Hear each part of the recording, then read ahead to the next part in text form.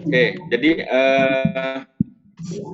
di dalam dunia network marketing ya, ada satu kegiatan di mana seseorang itu memerlukan bantuan atau memerlukan sosok ya, yang bukan dituakan, yang diedifikasi sebagai orang yang sudah menjalankan bisnis dengan baik.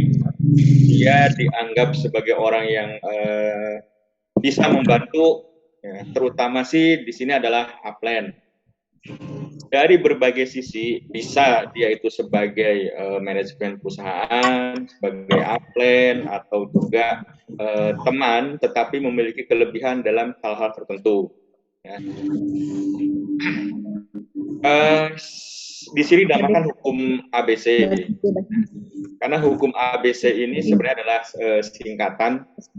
singkatan di mana hukum ABC ini merupakan bagaimana cara kita menggunakan power milik orang lain. Oke, supaya kita bisa menjalankan bisnis ini dengan lancar. Ya. Ini adalah borrow power system. Saya namakan hukum ABC, bukan saya yang menamakan. Ya, yang menamakan sudah orang-orang terdahulu.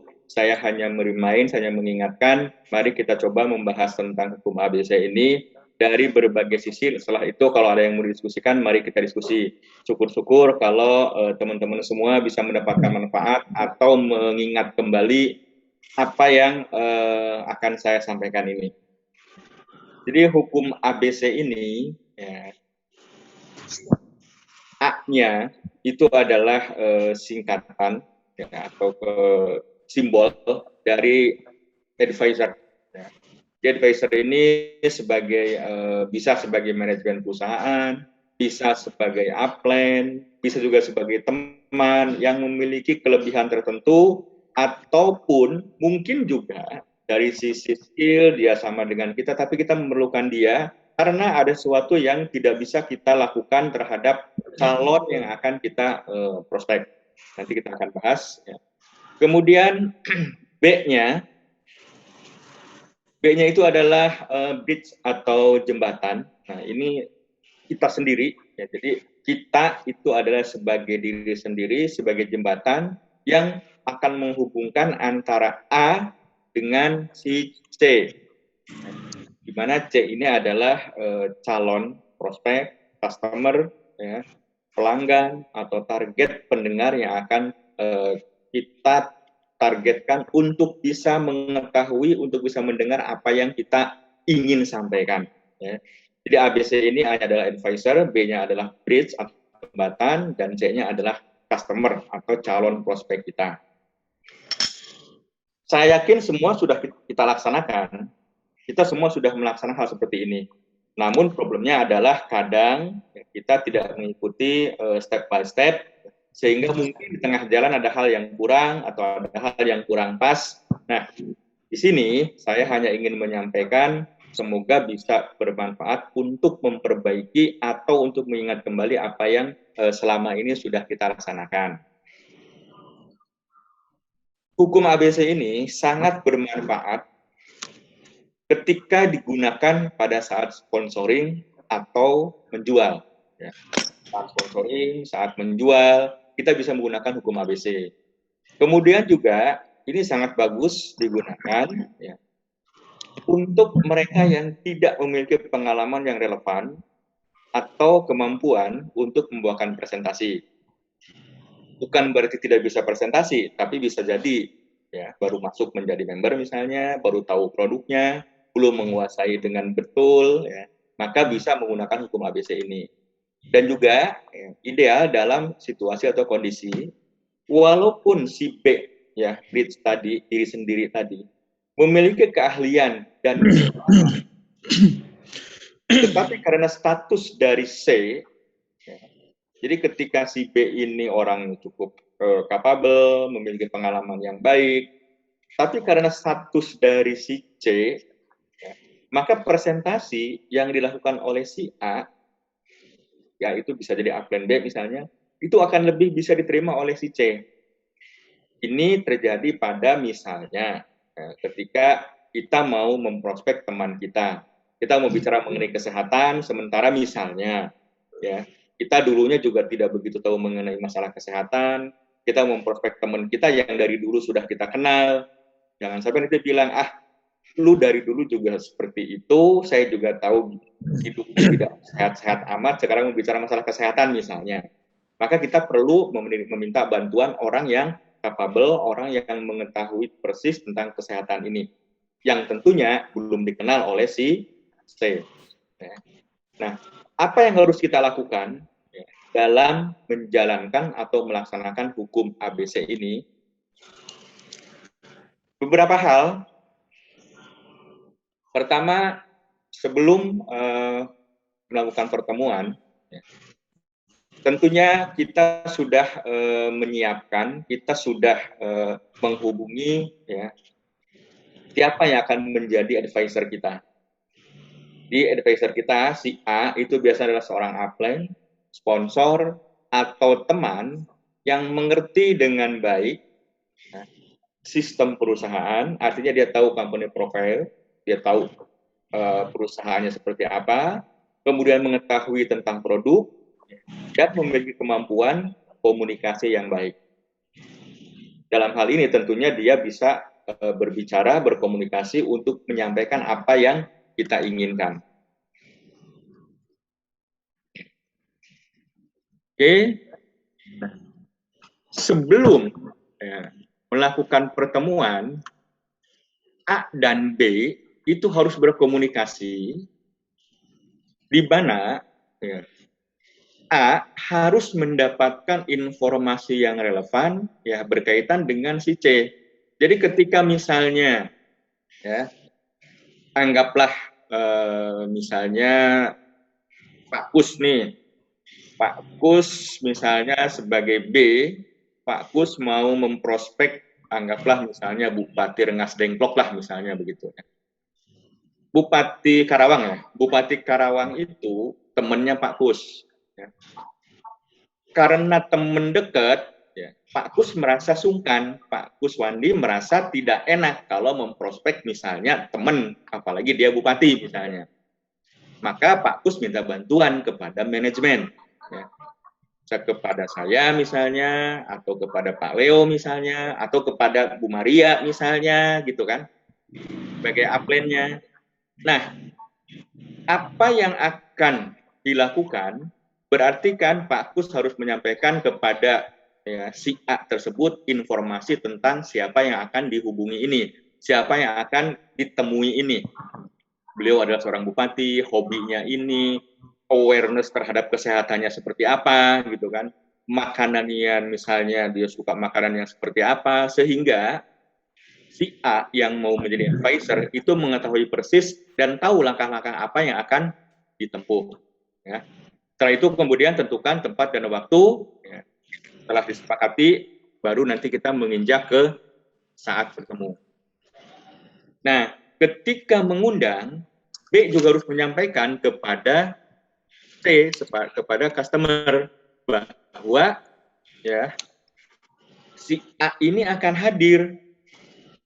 Jadi jangan sampai nanti ketika misalnya Pak Kus ketemu dengan temennya tadi, tiba-tiba saya muncul atau Bu Maria muncul, itu akan membuat dia tidak respect kepada orang yang baru datang, dan nantinya dia akan komplain kepada Pak Kus. Loh, kita kan ketemuan berdua, ngapain ada orang lain? Ini yang sering terjadi, sehingga membuat orang menjadi kecewa. Mungkin saat itu dia tidak akan langsung menyampaikan bahwa saya tidak mau ketemu dengan orang lain, bahwa saya kecewa kenapa ada orang lain di pertemuan ini.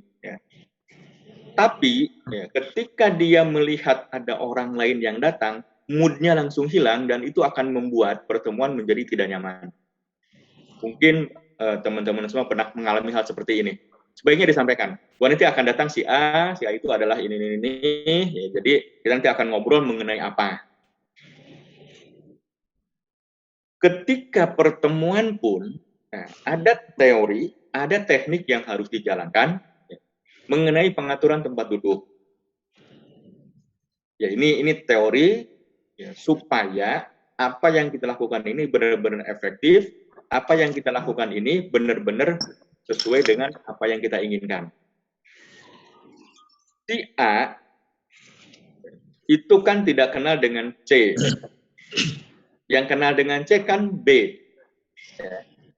Jadi, jangan sekali-kali mendampingkan atau mensejajarkan ya, si C ini dengan A. Ya. C itu posisinya harus ada di samping B untuk ya memudahkan komunikasi, untuk melindungi ya ketika misalnya si C merasa kurang nyaman karena C tidak kenal dengan A. Usahakan A itu ya, itu ada di seberang C atau B. Kemudian jika di tempat seperti ini, misalnya di ruang meeting atau ruang pertemuan, usahakan supaya si C itu konsentrasinya fokus kepada pembicaraan, usahakan dia jangan menghadap ke jendela. Jadi punggungnya yang menghadap ke jendela, menghadap ke kaca. Kalau sebelah sini dinding misalnya, si C itu duduknya di sini. Sini C, sini B, A di sini. Betul nggak? Betul. Kalau ya, si C di sini, ini menghadap jendela, Pak. Usahakan jangan menghadap jendela. Punggungnya yang menghadap jendela. Artinya, yang benar adalah, ini misalnya B, ini C, ya, A di sini. Jadi si C fokus, ya, ini saya tadi menganggap bahwa ini dinding ya. Kalau ini juga kaca ya repot kan, ini kaca, ini kaca. Tapi kan biasanya kaca di sini itu bukan kaca tempat orang lewat. Di sini biasanya ada gorden, dinding luar. Yang repot adalah kalau di tempat makan, di tempat rame, di kafe. Ya. Usahakan kalaupun di kafe cari tempat yang agak mojok, ya, supaya konsentrasi si C itu tetap fokus kepada pembicara. Ya. Ini teori, ya. Tapi jika ini diterapkan, itu akan lebih baik, akan lebih bagus dibanding yang selama ini mungkin kita tidak menyadarinya. Oke. Nah, ketika janji untuk bertemu sudah dilakukan, si A akan datang, si C akan datang, yang lebih bagus adalah si B selaku bridge, selaku jembatan, itu datang duluan. Jangan sampai A sudah datang, C sudah datang, A sama C kan tidak kenal. Jadi B datang duluan, ya, atau B bersamaan dengan A misalnya, kemudian C datang, nah, B memperkenalkan A kepada C sekali lagi, dan mengedifikasi. Ya, maksud memuji di sini adalah menyatakan sesuatu bahwa orang yang datang ini, yang saya undang, yang saya ajak untuk ketemu dengan Anda, ini adalah orang hebat. Dia sudah seperti ini, sudah mendapatkan apa, dia prestasinya apa, peringkatnya apa. Tapi jangan membohong, jangan menipu, ya. Karena suatu saat kalau ketahuan, maka si C akan kecewa dan tentunya nama baik B juga akan hancur. Ketika B ya, dan A, sebenarnya kan yang presentasi, yang banyak bicara, semestinya adalah A, karena dia yang memang diundang untuk berbicara. B itu adalah menggongkan, membenarkan dalam tanda kutip, bukan membenarkan segala sesuatunya. Tapi apa yang dikatakan oleh si A itu digongkan, ya begitulah gitu ya, benar, ya seperti itu gitu ya, untuk memberikan keyakinan kepada si C. Kemudian ketika pertemuan sudah selesai, maka B sebagai pengundang C itu berinisiatif untuk bertanya kepada C untuk memastikan apakah C memahami apa yang telah disampaikan. Biasanya kalau yang bertanya itu si A, karena si A kan orang yang baru dikenal. Si C itu akan ragu atau malu ya untuk menyampaikan apa yang ada dalam pikirannya atau ada dalam hatinya. Kalau si C kan temannya. Si B, kalau B yang bertanya, B kan temannya. Jadi si C juga tidak akan ragu-ragu. Iya, tadi tuh begini, begini, begini. Menurut saya begini. Jadi seolah-olah C itu bertanya kepada B. Nanti yang menjelaskan tetap A. Supaya si C lebih yakin lagi. Kemudian, saat si A sebagai advisor, sebagai presenter di situ, menyampaikan kesimpulan, maka B harus berperan memberikan semangat bagi C untuk membuat keputusan. Kalau kita mau menjelaskan tentang produk, berarti keputusan untuk membeli produk atau untuk bergabung ya sebagai mitra kerja. Sekali lagi, B itu orang yang dekat dengan C, orang yang mengundang C. B yang harus banyak berperan. Sering terjadi, nah ini mungkin yang saya sudah beberapa, ya lebih dari 10 tahun lah, sebagai presenter, sebagai orang yang melakukan presentasi. Banyak terjadi ketika ya, seseorang mengundang orang lain, mengundang temannya, ya, itu biasanya ketika pertemuan yang sifatnya umum, misalnya anggaplah pertemuan di kantor IMM, dulu kan di lantai 2 ada untuk pertemuan. Sekarang memang hampir 2 tahun ini tidak dipakai karena memang tidak ada pertemuan karena pandemi. Nah, dulu itu sering tuh. Jadi ketika kita mengundang, ya, ini ada acara OPP di kantor, ya, hari Rabu jam 4 sampai jam 6. Misalnya.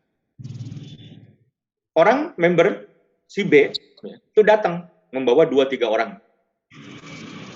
Masuk ke ruangan pertemuan, ya, presentasi dimulai, si B itu bukannya mendampingi C untuk mendengarkan presentasi, B malah keluar dari ruangan, B misalnya ke lantai 1, ngobrol, WA-an, dan lain sebagainya, sementara si C dibiarkan ya, mendengarkan presentasi, celingukan sendiri. Ini yang sering terjadi. Mohon jangan sampai diulangi kembali karena pertama, si C di situ orang asing. Semua yang ada di ruangan dia tidak kenal. Untuk duduk berdampingan dengan orang yang sebelah saja dia merasa canggung. Siapa ini? Apalagi kalau orang yang sebelahnya misalnya sudah menunjukkan sesuatu yang tidak mengenakan. Kemudian ketika ada sesuatu, misal dia mau ke toilet, atau kebetulan misalnya ballpointnya habis tintanya, atau dia tidak bawa ballpoint misalnya. Dia mau minjam kepada siapa, sementara orang di situ orang asing semua bagi dia. Ketika misalnya ada sesuatu yang kurang jelas dari presenter, ada 1-2 kata yang kurang jelas misalnya, dia juga bingung. Tapi kalau ya B selaku pengundang ada di sampingnya, dia akan merasa nyaman. Ada sesuatu keperluan, mau ke toilet, pasti si B tahu, karena si B sudah sering ke kantor ini.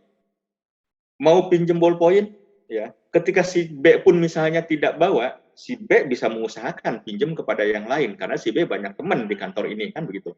Banyak yang sudah dikenal. Jadi tolong, ya, beri rasa nyaman, beri rasa leluasa ya, kepada orang yang kita undang. Jangan biarkan mereka, yang penting saya sudah mengundang, silahkan masuk, dengerin tuh presentasi. Ya. Begitu setelah presentasi selesai, baru si B masuk lagi. Gimana? Ya udah kita join gini-gini. Apanya yang mau join? B tidak tahu apa yang ada dalam isi hati C. Apakah dia mengerti atau tidak mengerti, atau bahkan mungkin dari tadi si C tidak mendengarkan. Dia mungkin malah main handphone. Tapi kalau si B ada di sampingnya, si C juga akan sungkan untuk main handphone. Karena ada orang yang mengundang dia di sampingnya. Ini yang sering terjadi. Ya. Tolong diperhatikan. Bukan untuk bapak-bapak, ibu-ibu, bukan untuk kita semua. Tapi untuk orang-orang nanti yang kita undang. Untuk orang-orang yang ada di sekitar kita. Kalau kita sudah nggak seperti itulah. Ya. Nah, ketika pertemuan sudah selesai, ada beberapa hal yang harus diperhatikan. Pertama, A dan B itu harus mempelajari apa yang telah terjadi saat pertemuan tadi. Harus dievaluasi segi positif maupun negatif dari pertemuan tersebut. Apa yang harus ditingkatkan, apa yang harus dipertahankan, apa yang harus dihilangkan.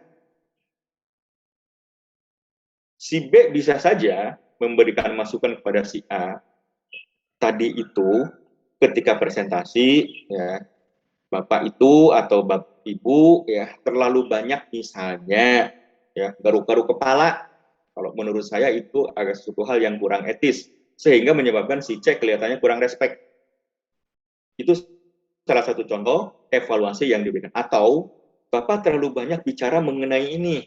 Ya. Sementara ya, audiens kelihatannya sudah pada memahami ini atau audiens sudah jenuh dengan hal seperti ini. Ya.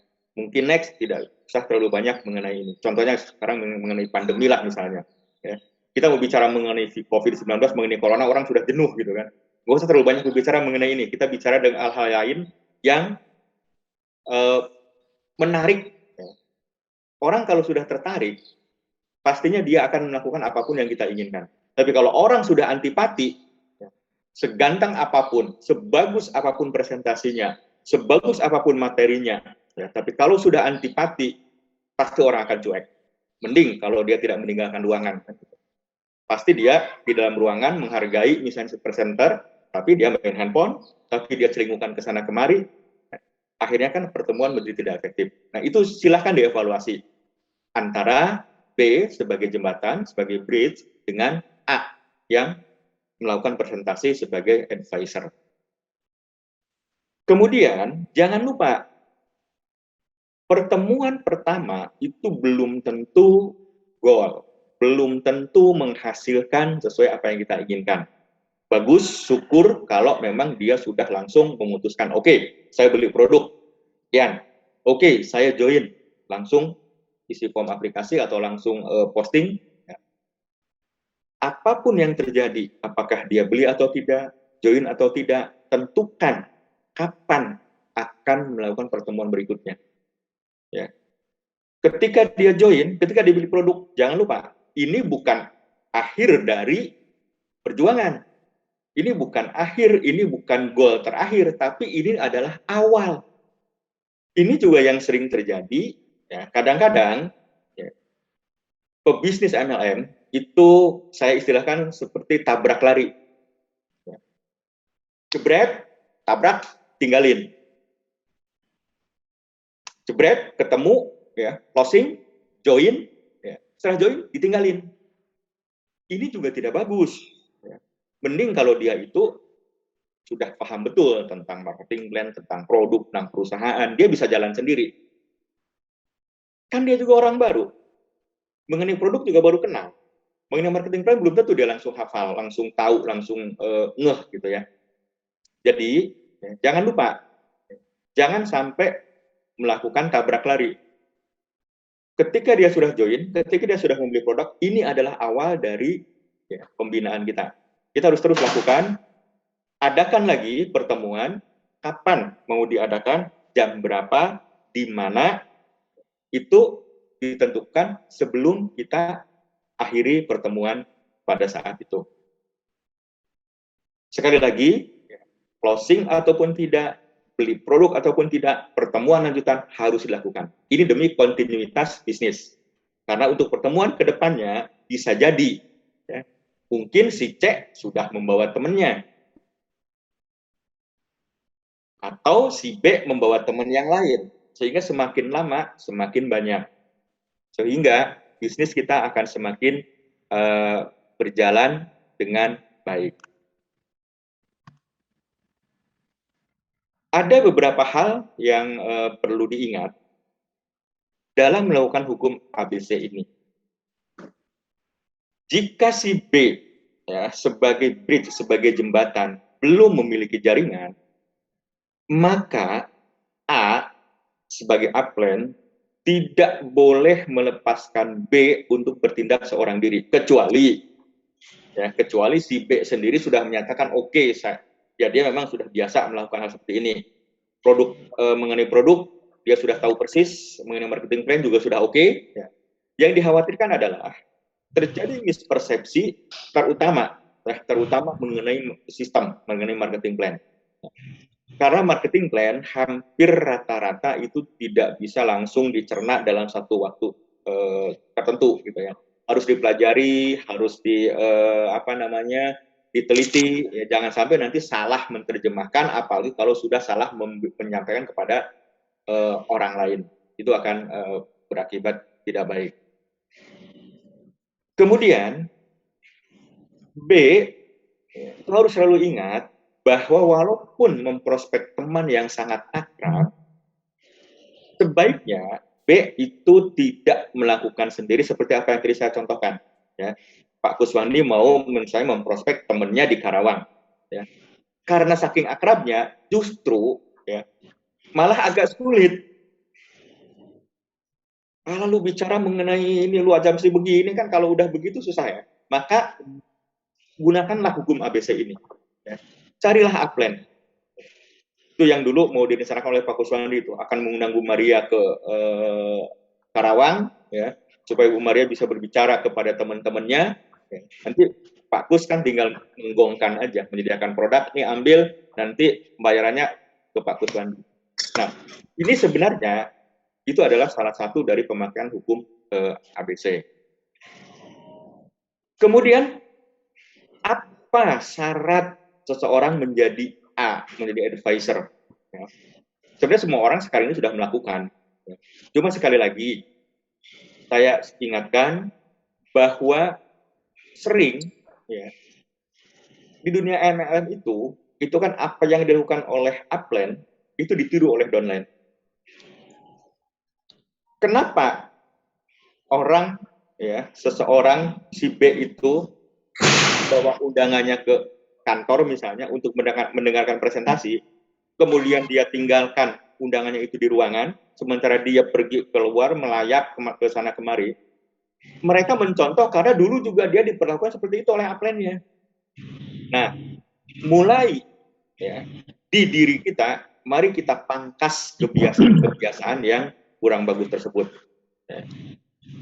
Jadi jika B ingin menjadi A, ya, maka si B ini harus mengerti betul tentang latar belakang dari perusahaan.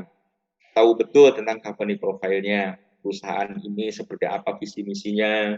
Kemudian pasti kalau letak lokasi itu gampang lah ya.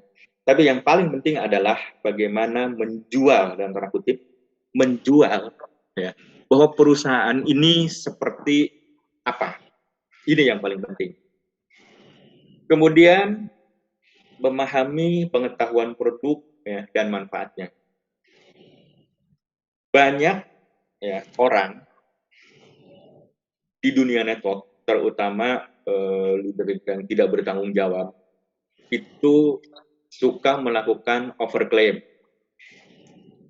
Ada produk, ya, mungkin produk ini biasa-biasa saja, tapi dia bilang produk ini bisa menyembuhkan penyakit ini, bisa itu, gitu kan, bisa menghidupkan orang yang sudah mati, gitu kan. Nah, hal-hal seperti ini itu kalau dilakukan oleh leader, itu banyak orang akan meniru. Jadi kalau dia seorang leader, maka dia harus berhati-hati ketika menyampaikan statement. Karena yang di bawahnya pasti akan meniru melakukan hal yang sama. Oke, kemudian harus memiliki alat bantu dan dapat mempergunakannya dengan baik. Ya ini tidak hanya si A sih, ini kita semua ya harus melakukan ini dengan baik. Bagaimana kita mau melakukan demonstrasi, ya. Tapi kita sendiri belum latihan, sehingga ketika melakukan demonstrasi di depan orang, gitu, nggak taunya ada sesuatu yang salah, gitu kan. Mending kalau cuma salah seperti itu. Coba kalau misalnya pernah ada kejadian yang menggunakan alat listrik, begitu kan. Dia tidak tahu, belum pernah melakukan itu, dia demo langsung di depan forum, mungkin grogi atau bagaimana, sehingga ya, ada dua kabel negatif dan positif beradu, korslet, ya, akhirnya lampu listrik di hotel itu mati, kan jadi berantakan semuanya, ya. Jadi tolong ya dipersiapkan dengan baik. Kemudian seperti apa yang sudah kita lakukan, yang namanya leader itu usahakan hadir dalam setiap pertemuan yang dilakukan oleh perusahaan.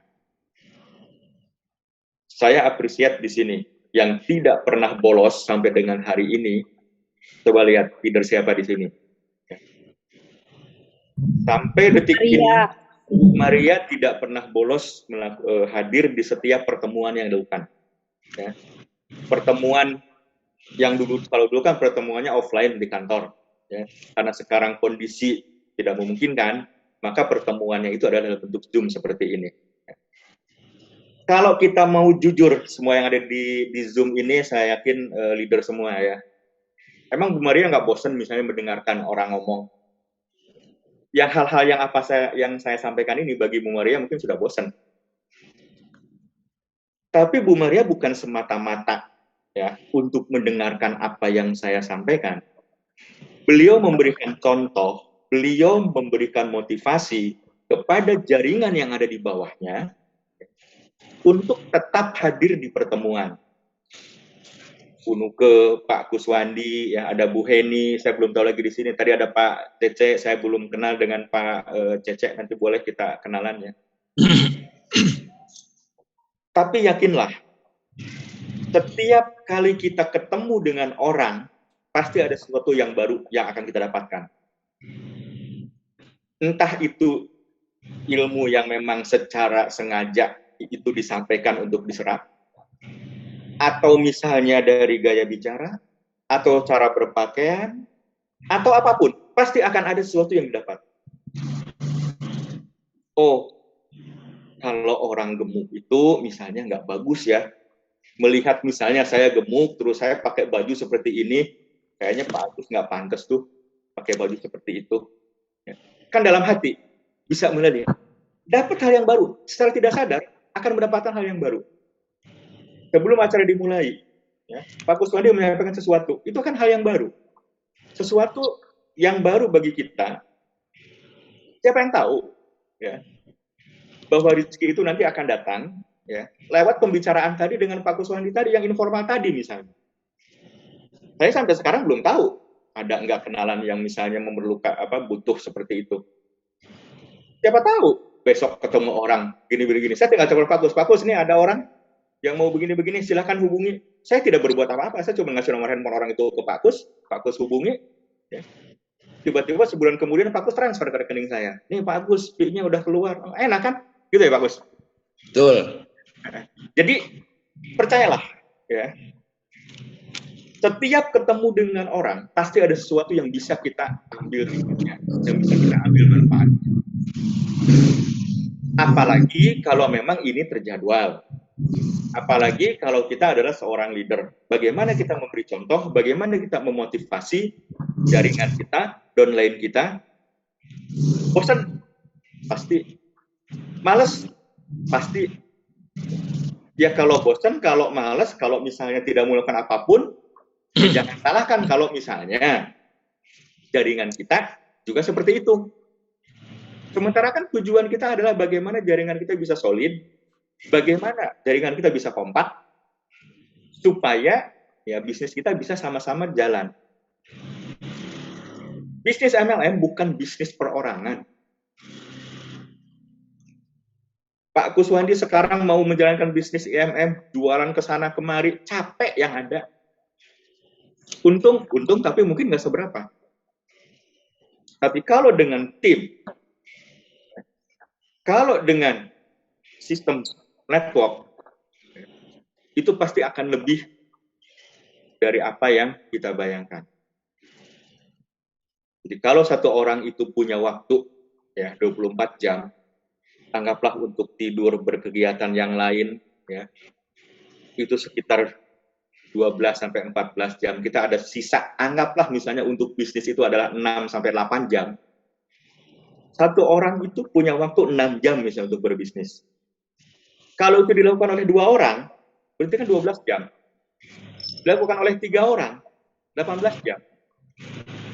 Dilakukan oleh 10 orang, 60 jam.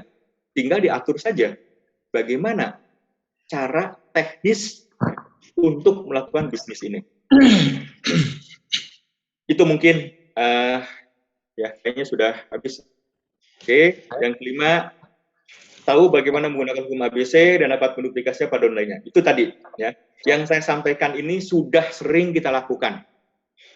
Cuma saya hanya memberikan stressing point di hal-hal tertentu. Tadi ya, jangan sampai kita ngundang orang malah kitanya pergi meninggalkan orang tersebut. Orang yang kita undang itu diangkut, diajak, sama seperti ini misalnya. Ya. Contoh, ya. Bu Maria misalnya sekarang mengundang, anggaplah si C deh. C itu nggak tahu siapa, atau Bu Nuke deh. Bu Nuke misalnya mengundang si C. Ikut Zoom dong. Ya. Masuk dia ikut Zoom. Ya. Lihat dia di sini. Ada yang namanya Bu Maria, ada yang namanya Pak Kuswandi, ada yang namanya siapa gitu kan. Siapa yang mereka? Lihat Bu Nuke nggak ada. Pasti dia akan merasa asing. Pasti dia akan merasa dalam tanda kutip minder dalam arti bukan minder merasa ini ya. Saya berada di lingkungan orang yang tidak saya kenal. Tapi kalau Bu Nuke selaku yang mengundang ada di Zoom ini, bahkan Bu Nuke yang pertama kali menyapa, oh iya, Pak Liano selamat sore, Laino ya, Pak Laino selamat sore gitu kan. Ya, selamat bergabung Pak. Kita ngobrol-ngobrol nih. Di sini ada Pak Kuswandi, ada Bu Maria, ada Pak Agus kan. Mereka menjadi nyaman, mereka menjadi enjoy. Oh, saya bagian dari keluarga ini. Oh, orang yang mengundang saya, upline saya Bu Nuke ada di sini. Saya belum pernah melihat ada orang yang masuk Zoom, tapi upline-nya nggak ada. Alhamdulillah di sini belum ada. Kecuali memang orang itu berniat untuk mencari bisnis. Nah, kalau kita ketemu orang seperti itu sebenarnya enak banget. Dia sudah niat mencari bisnis, tidak ada yang mengundang pun dia masuk. Gitu. Tinggal nanti silahkan aja di follow up. Jadi itu yang bisa saya sampaikan ya, mengenai hukum ABC. A advisor, B bridge, C customer. Ya. Bagaimana kita menjalankan bisnis ini mengikuti kaidah-kaidah yang sudah sering kita lakukan, tetapi saya hanya sedikit bermain saja.